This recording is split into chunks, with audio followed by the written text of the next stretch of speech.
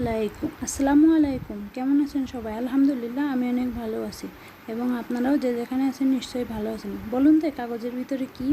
এর ভিতরে স্বপ্ন স্বপ্ন স্বপ্ন আমার। ছোট ছোট জিনিস গুছিয়েই তো বড় স্বপ্ন হয়, তাই না? আমারও ক্ষুদ্র ক্ষুদ্র করে একটু একটু করে ব্যাংকে জমিয়ে আমিও এই আমার ইচ্ছাটা পূরণ করেছি। আসলে প্রত্যেকটা মেয়েরই ইচ্ছা থাকে তার সংসারে নতুন নতুন জিনিস আসবে, সে ছোট ছোট করে সে গুছিয়ে নেবে। তাই আমিও যেহেতু আগের ভিডিওতে দেখাইছিলাম মোহাম্মদপুরে গিয়েছিলাম, তাই আমিও কয়টা প্লেট বাসন কোসন কিনে নিলাম। এই যে এক একটা প্লেট এগুলো সব 100 টাকা করে। এই যে নীলটা একটু দেখতে কেমন কেমন লাগছে, আসলে রাস্তার পাশে তো অনেক ধুলাবালি পড়ছে সেজন্য, কিন্তু একদমই ফ্রেশ এবং অনেক ভালো।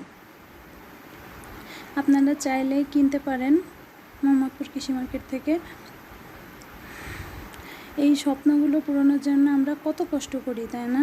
কিন্তু আসলে কেউ বোঝে না, সবাই মনে করে এরা কেন টাকা অপচয় করতেছে শুধু শুধু। কিন্তু আসলে একটা মেয়ের স্বপ্ন একটা ছেলের স্বপ্ন সম্পূর্ণই আলাদা থাকে। একটা মেয়ের এই ছোটো ছোটো জিনিস নিয়েই যে কতটা সন্তুষ্ট থাকে তা যে বোঝে না তারে আসলে বোঝানোই যায় না, তাই না? এই ছোট্ট একটা ব্যাংকে কিছু হালকা হালকা করে টাকা 20 টাকা 25 টাকা করে জমায় আমি এইগুলো যখন ব্যাংকটা পুড়ে গেছিলো এটা দিয়েই এটা কিনেছি। আসলে কেনার পরেও এত আনন্দ লাগছিল তা বলে বোঝাতে পারবো না যে আমার ইচ্ছাটা অন্তত আমি পূরণ করতে পারছি, যে আমি নতুন কিছু জিনিস কিনতে পেরেছি।